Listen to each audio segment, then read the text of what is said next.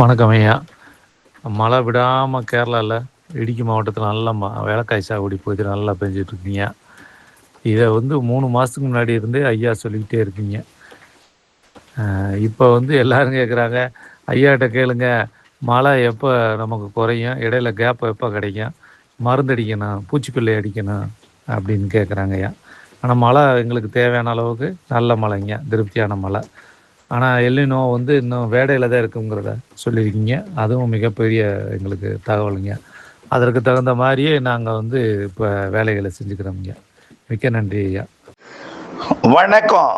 செல்வகுமாரின் அதிகாலை வானிலை ஆய்வறிக்கை. அதிகாரப்பூர்வ வானிலை அறிக்கைக்கு இந்திய வானிலை ஆராய்ச்சித்துறை அறிக்கையை பார்க்கவும். 2026 ஆகஸ்ட் 7 வெள்ளிக்கிழமை அதிகாலை நிலவர வானிலை பதிவு. தற்பொழுது கேரளாவிலும் தமிழ்நாட்டின் மேற்கு தொடர்ச்சி மலைப்பகுதிகளிலும் நல்ல மழை பெய்து கொண்டிருக்கிறது. வழக்கமாக மாலை இரவில் பெய்யக்கூடிய மழை நேற்றைக்கும் நல்ல மழை பெய்தது.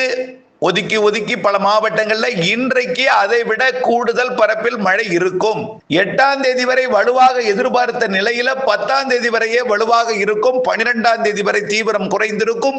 அதற்கு பிறகும் மழை இருந்து கொண்டிருக்கும். வெப்பச்சலன இடிமழை, வெப்பசலன தென்மேற்கு பருவமழையுடன் இணைந்த மழை.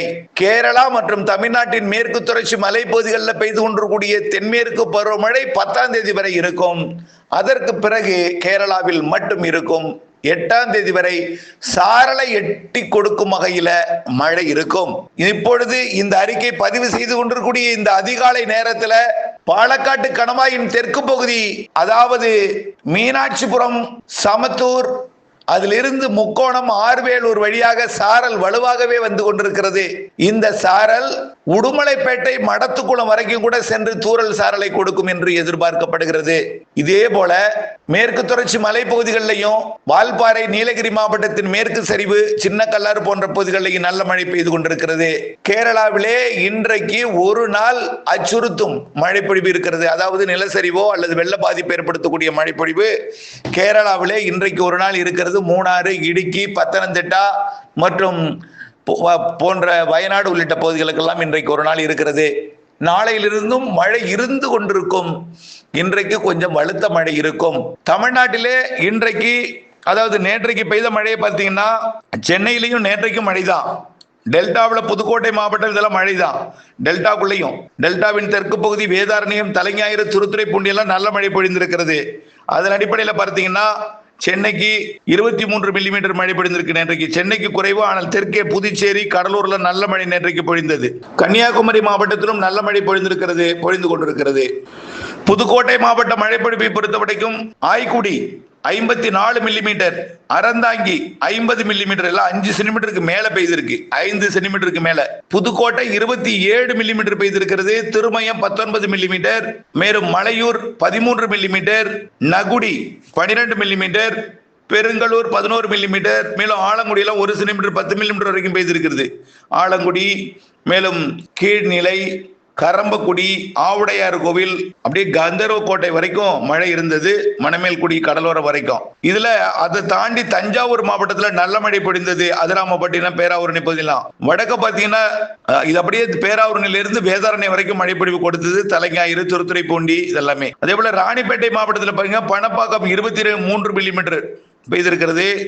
மேலும் காவேரி பாக்கம் 20 மில்லிமீட்டர், சோளிங்கர் 10 மில்லிமீட்டர் மழை பொழிவு பொழிந்திருக்கிறது. இன்னும் பல இடங்கள்ல மழை பொழிந்திருக்கிறது. திருவாரூர் மாவட்டம் திருத்துறைப்பூண்டிலே 5 சென்டிமீட்டர் மழை நேற்றைக்கு. திருவாரூர் மாவட்டம் திருத்துறைப்பூண்டி. அதுக்கு முன்னாடி பல கிராமங்கள்ல மழை பொழிந்துதான் திருத்துறைப்பூண்டிக்கு போயிருக்கு. அதுக்கப்புறம் தலைஞாயிறு போய் கொடுத்திருக்குது, வேதாரண்யத்துக்கு கொடுத்திருக்கிறது. ஆக கிராமப்புற மழை பொழிவை விட கிராமப்புறத்துல கொஞ்சம் கூடுதல் மழை பொழிந்திருக்கிறது. திருத்துறைப்பூண்டில 48 மில்லிமீட்டர் பெய்திருக்கு. 5 சென்டிமீட்டர் வரைக்கும் மழை பொழிவு கனமழையாக பொழிந்திருக்கிறது. அதே போல பல பகுதிகள் மழைப்பொழிவு அறிக்கை இன்னும் கிடைக்கப்பெறவில்லை. கிடைக்கப்பெற்றதும் இம்மாலையில நாம் அதை சமர்ப்பிக்கிறேன். வானிலை அமைப்பு, வானிலை அறிக்கைக்குள் போவோம். காற்று சுழற்சி ஆந்திர பிரதேசத்தை ஒட்டி வடக்கு நோக்கி நகர்ந்து கொண்டிருக்கிறது. ஒடிசாவில் போய் அது காற்றழுத்த தாழ்வு பகுதியாகி வட இந்திய நிலப்பகுதிக்குள் நகர்ந்து வட மாநிலங்களுக்கு மழை பொழிவை கொடுக்க போகிறது. இதனைத் தொடர்ந்து அடுத்த காற்றழுத்த 15ஆம் தேதி வாக்குல 15, 16 தேதி வாக்குல வடகிழக்கு மாநிலங்களுக்கெல்லாம் வெள்ளப்பெருக்கு ஏற்படுத்த போகிறது குறித்து வைத்துக் கொள்ளுங்கள். வரக்கூடிய 16ஆம் தேதியிலிருந்து நாம் அடுத்த சுற்று மழைப்பொழிவு வடகிழக்கு மாநிலங்கள், அது தென்சீன கடற்பகுதியிலிருந்து வருகிறது காற்று சுழற்சி. அது அப்படியே எங்கிருந்து வருதுன்னு பாத்தீங்கன்னா ஹாங்காங் ஒட்டிய சீன பகுதி, தெற்கு சீன பகுதியை ஒட்டி அப்படியே வியட்நாம் கம்போடியோட வடக்கு பகுதி வழியாக வடகிழக்கு மாநிலங்களுக்கு நுழைய போகுது. எழுதி வச்சீங்க. அன்றைக்கு ஊடகங்கள் சொல்லுவாங்க அசாமில் இவ்வளவு வெள்ளப்பெருக்கு, பீகார்ல வெறுக்கு, மேற்கு வங்கத்தின் வடக்கு பகுதிக்கு சிக்கிம், பூட்டான் எல்லாம் வெள்ளப்பெருக்கு ஏற்படுத்த போகிறது.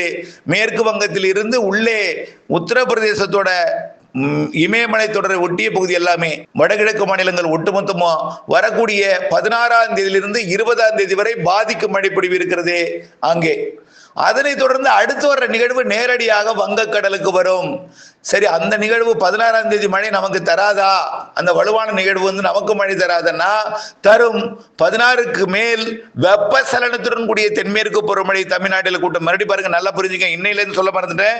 இன்றைக்கு மழை பிடிப்பு எங்கெல்லாம் கொடுக்குன்னு பார்ப்போம். அதுக்கப்புறம் அடுத்தடுத்த நாட்களை பார்ப்போம். தமிழ்நாட்டை பொறுத்த வரைக்கும் இப்போ இது எதுக்கு சொன்னா, வடகிழக்கு மாநிலங்களுக்கு அச்சுறுத்தல் இருக்கிறது. வெள்ளப்பெருக்கு இந்த ஜூன் ஜூலைல இல்லாத அளவிற்கு வெள்ளப்பெருக்கு ஏற்படுத்த போகிறது. 16ஆம் தேதிக்கு மேல வடகிழக்கு மாநில பகுதிகளுக்கும் மேற்கு வங்கத்தின் வடக்கு பகுதி, பீகார், ஜார்க்கண்ட் மற்றும் அப்படியே பார்த்தீங்கன்னா இமயமலை ஒட்டிய உத்தரப்பிரதேச பகுதி எல்லாமே, அருணாச்சல பிரதேசத்தில் இருந்து டெல்லி வரைக்கும் நல்ல அதிக மழை பொழிவு கொடுக்க போது 16ஆம் தேதிக்கு மேல.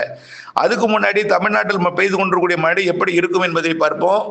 அடுத்தடுத்த நிகழ்வுகள் அப்படியே வடகிழக்கு மாநிலத்துக்கு வருவது. அடுத்து 22ஆம் தேதிக்கு மேல அது வடக்கு வங்க கடற்பகுதிக்கும், அதுக்கு அடுத்த நிகழ்வு ஒடிசாவின் கடலோர பகுதிகளுக்கும், அடுத்தது தெற்கு ஒடிசாவிற்கும், அதுக்கு அடுத்தது ஆந்திர பிரதேசத்தின் வடக்குக்கும், அதுக்கு அடுத்தது மத்திய ஆந்திர பிரதேசம், அடுத்ததுதான் தெற்காந்திர பிரதேசம். அப்புறம் தெற்காந்திர பிரதேசம் வரும்பொழுது வடகிழக்கு பருவமழை போலவே தமிழ்நாட்டில் மழை பொழியும் தென்மேற்கு பருவமழை காலத்துல சொல்லியிருக்கிறோம். புரியுதுங்களா? இதுல இன்றைக்கு மழை எப்படி இருக்குங்கிறத பார்ப்போம். இப்பொழுது பாலக்காட்டு கணவாயில நுழைந்து கொண்டிருக்கூடிய சாரல் ஒரு 9 மணி வரைக்கும் தான் இருக்கும். முக்கோணம், ஆர்வேலூர், அதை தாண்டி உடுமலைப்பேட்டை, மடத்துக்குளம் வரைக்கும் சென்று கொண்டிருக்கூடிய சாரல் சமத்தூருக்கும் தெற்கே வலுவாக விழுந்து கொண்டிருக்கிறது. மீனாட்சிபுரம்லாம், அங்கலக்குறிச்சி மற்றும் ஆழியார் பகுதி, மலை பகுதிகளில் வால்பாறை பகுதி, அதே போல நீலகிரி மாவட்டத்தோட மேற்கு சரிவு அட்டப்பாடி பகுதி, அதே போல சிறுவாணி அணைக்கட்டு பகுதி, இன்னும் பார்த்தீங்கன்னா மேட்டுப்பாளையத்துக்கு மேற்கே இருக்கக்கூடிய கேரள பகுதி, அதாவது பில்லூர் அணைக்கட்டுக்கு நீர் தரக்கூடிய கேரள பகுதி, அப்புறம் பார்த்தீங்கன்னா இடுக்கி அணைக்கட்டு பகுதி, மறையூர் பகுதி, குறிப்பாக அமராவதி நீர்பிடிப்பு பகுதி, இடுக்கி அணைக்கட்டு, அதே போல முல்லை பெரியார் அணைக்கட்டு பகுதி, பத்தனந்திட்டா, இடுக்கி, மூணாறு உள்ளிட்ட பகுதிகள் எல்லாம் அதிக மழைப்பொழிவை கொடுத்து கொண்டிருக்கு. இப்போ இந்த நிலையில இன்றைக்கு மதியத்துக்கு மேல தமிழ்நாட்டிலே வெப்பசலன இடிமழை பொழிவு மதியத்திற்கு மேல மாலை தொடங்கி இன்றைக்கு மாலை தமிழ்நாட்டில் உள் மாவட்டங்கள்ல ஆங்காங்கே, அதாவது மதுரை இங்க போன்ற பகுதிகளில் தொடங்கும். அதே நேரத்தில் இன்றைக்கு குறித்து வைத்துக் கொள்ளுங்கள், கரூர், ஈரோடு இன்றைக்கு மாலை மழை எதிர்பார்க்கக்கூடிய இடம் ஈரோடு மாவட்டத்தில் ஆங்காங்கே, கரூர் மாவட்டத்தின் வடக்கு பகுதிகள், வடக்கு பகுதி, அதாவது காவிரி கரையோர பகுதி, கரூர் மாநகரம் உட்பட, அதே போல நாமக்கல், சேலம், கிருஷ்ணகிரி, தர்மபுரி, ஈரோடு மாவட்டத்தில் ஆங்காங்கே மழைப்பொழிவை கொடுத்து கொண்டே அப்படியே பார்த்தீங்கன்னா அது கிருஷ்ணகிரி, தர்மபுரி, சேலம், நாமக்கல் மழை, திருவண்ணாமலை, திருப்பத்தூர், அப்படியே கல்வராயன் மலையை தாண்டி கள்ளக்குறிச்சி, கடலூர் மற்றும் பெரம்பலூர், திருச்சி மாவட்டத்தின் பகுதிகள் இங்கெல்லாம் மழைப்பொழிவை கொடுத்து கொண்டு அப்படியே பார்த்தீங்கன்னா வங்க கடலோரம் டெல்டா மாவட்டங்களுக்கும் கடலூர் மாவட்டத்திற்கும், அதாவது புதுக்கோட்டை, மதுரை மாவட்டத்திலிருந்து சிவகங்கை, புதுக்கோட்டை மாவட்டத்திற்கும், திருச்சி மாவட்டத்திலிருந்து தஞ்சாவூர் மற்றும் திருவாரூர், நாகப்பட்டினம் மாவட்டத்திற்கும், வேதாரண்யம் உட்பட இன்றைக்கு மழை இருக்குங்க. இன்றைக்கு நாகப்பட்டினம் மாவட்ட கடலோரத்திற்கும், அதே போல பார்த்தீங்கன்னா காரைக்கால், மயிலாடுதுறை, திருவாரூர், அரியலூர், பெரம்பலூர், கடலூர் மற்றும் விழுப்புரம், கள்ளக்குறிச்சி, புதுச்சேரி, நேற்றைக்கு சென்னைக்கு மழை கொஞ்சம் குறைவாக கொடுத்திருக்கு. இன்னைக்கு நல்ல மழை பிடிவு கொடுக்க போகுது. திருவண்ணாமலையிலிருந்து அப்படி காஞ்சிபுரம், செங்கல்பட்டு, திருப்பத்தூர், வேலூர், ராணிப்பேட்டையிலிருந்து நேரடியாக அப்படியே திருவள்ளூர், சென்னைக்கும் இன்றைக்கு மழை பொழிவு கொடுக்க போகுது. மாலைக்கு மேல் முன்னிரவிலே சென்னைக்கு கனமழை காத்திருக்கு. சென்னையை விட இன்றைய மழை கடலூர் மற்றும் மயிலாடுதுறை, நாகப்பட்டினம், காரைக்கால், புதுச்சேரி இந்த பகுதிகளுக்கு நல்ல மழைப்பொழிவு நள்ளிரவிலே கொடுக்க இருக்கிறது. மாலைக்கு முன்னிரவு நள்ளிரவிலே இந்த மழைப்பொழிவு கோடியக்கரை முனைக்கும் கொடுக்கும் என்று எதிர்பார்க்கப்படுகிறது. அந்த மழைப்பொழிவு இலங்கையின் யாழ்ப்பாணம் பகுதிக்கும் நாளை அதிகாலை கொடுக்கும் என்று எதிர்பார்க்கப்படுகிறது. அடுத்தபடியா பார்த்தீங்கன்னா நாளைக்கு 8ஆம் தேதி சனிக்கிழமை இதேபோல் மழை இருக்கும். ஆனால் இன்றைக்கு பெய்யக்கூடிய இடத்துல நாளைக்கு குறைவாக இருக்கும். இன்றைக்கு பெய்யாத ஒதுக்கீடு கூட்டத்துல நாளைக்கு இருக்கும். இப்படியே மழை பொழிவு 12ஆம் தேதி வரை இருக்கும். 8ஆம் தேதி வரை வலுவாகவும் 10ஆம் தேதி வரை கொஞ்சம் தீவிரம் குறைந்தும் 12ஆம் தேதி வரை அதை விட கொஞ்சம் தீவிரம் குறைந்தும் இருக்கும். 13, 14, 15, 16 இடைவெளி 16 அடுத்த நிகழ்வு 18 வலுப்பெறும். 20 ஒடிசா அருகே வரக்கூடிய நிகழ்வும் கேரளா அருகே கேரள தமிழ்நாடு கேரளா மற்றும் தென் மாநில வளிமண்டலம் சொல்லலாம். தென் மாநிலங்கள் வளிமண்டலத்தில் ஏற்படக்கூடிய காற்று சுழற்சி மழைப்பொழிவை ஏற்படுத்தும். வெப்ப சலனத்துடன் கூடிய தென்மேற்கு பருவமழையை இந்த மாத 16ஆம் தேதிக்கு மேல கடலோர மாவட்டங்களில் அதாவது டெல்டா மாவட்டங்களின் கடலோர பகுதிகள் மற்றும் வடகடலோர பகுதிகளுக்கும் வரக்கூடிய 16ஆம் தேதிக்கு மேல 18ஆம் தேதியிலிருந்து உறுதியாக 20ஆம் தேதிக்கு மேல் 100% உறுதியாக மாத இறுதி 10 நாள் நல்ல மழை பொழிவை கொடுக்க இருக்கிறது. இவற்றிற்கெல்லாம் காரணம் தென்சீன கடற்பகுதியிலிருந்து நிகழ்வுகள் வர தொடங்கும். நல்லா புரிஞ்சுக்கங்க. எல்னினோ சூப்பர் எல்னினோ என்று சொல்கிறார்கள். எனக்கு அது அந்த வரைபடத்திற்கும் நாம் போட்டிருக்கக்கூடிய வரைபடத்திற்கும் கடுமையான வித்தியாசம் இருக்கிறது. அவர்கள் காட்டியிருக்கூடிய வரைபடத்தில் ஆசியா பக்கம் வெப்பம் இல்லாதது போலும் குளிர்ந்து போயிருப்பதாக காட்டுகிறது. ஆசிய பக்கத்துல அதாவது சீனா மற்றும் ஜப்பான், பிலிப்பைன்ஸ், அதனை ஒட்டியுள்ள அனைத்து தென்கிழக்கு ஆசிய நாடுகள், தென்சீன கடற்பகுதி, அதனை ஒட்டியுள்ள எல்லா பகுதிகளுக்குமே வெப்பம் மிகுந்தே இருக்கிறது. ஆகவே இதன் காரணமாக நிகழ்வுகள் இப்பொழுது இதன் காரணமாகத்தான் டால்பின் புயல் சீனாவை தாக்க வருகிறது. அது டால்பின் சீனாவை தாக்கிய பிறகு மெல்ல செயலிழந்து தென்கொரியாவிற்கு போன பிறகு அடுத்த நிகழ்வு சீனாவின் தெற்கு பகுதி வழியாகவும் அதற்கு அடுத்த நிகழ்வு பிலிப்பைன்ஸ் வழியாக நேரடியாக தென்சீன கடற்பகுதிகள் ஊடுருவி வியட்நாம், கம்போடியா வழியாகவும் அடுத்தடுத்த நிகழ்வு பிலிப்பைன்ஸ் கடந்து தென்சீன கடல் வழியாக தென்கிழக்காசிய நாடுகள் வழியாக வரும். வடகிழக்கு பருவமழை தொடங்கும் வரைக்கும் இந்த மாற்றம் இருக்கும். கண்டிப்பாக தென்சீன கடல் வழியாக நிகழ்வு வங்கக்கடலுக்கு வரும். இதனால் தென்மேற்கு பருவமழை செப்டம்பர், அக்டோபரிலே வலுத்து தீவிரம் இருக்கும். கண்டிப்பாக அணைகளை நிரப்பும் மழையும் அதாவது வடகிழக்கு பருவமழை போல செப்டம்பர் இறுதி அக்டோபர் எல்லாம் இருக்கும் என்பதையும் அக்டோபர் முன்பகுதிகளில் பலத்த மழை இருக்கும் என்பதையும் தெரியப்படுத்த விரும்புகிறேன். கண்டிப்பாக அதாவது எல்னினோ குறித்த அச்சத்தை போக்கிவிடுங்கள், பொறுத்திருந்து பாருங்கள். செப்டம்பர் அக்டோபர் எப்படி இருக்கிறது, தென்சீன கடலில் இருந்து நிகழ்வு வர இருக்கிறது. ஆக அவர்கள் குறிப்பிட்டிருக்கூடிய வரைபடத்தில் பார்த்தால் ஆசியா பக்கம் வெப்பம் இல்லாதது போலவே காட்டுகிறது. அப்பொழுது அப்படி இருந்தால் இப்பொழுதே சூப்பர் புயல் சூப்பர் எல்னினோ உருவாகி இருப்பதாக சொல்லியிருக்கிற நேரத்தில் சூப்பர் புயல் எப்படி உருவாகும், ஆசிய பக்கத்தில் இப்படிப்பட்ட நிகழ்வு எப்படி சீனாவை வந்து தாக்கும். ஆக இது இப்படியே இந்த நிலை தொடர போற நிலையில தென்சீன கடல் வழியாக நிகழ்வுகள் வர இருக்கிறது.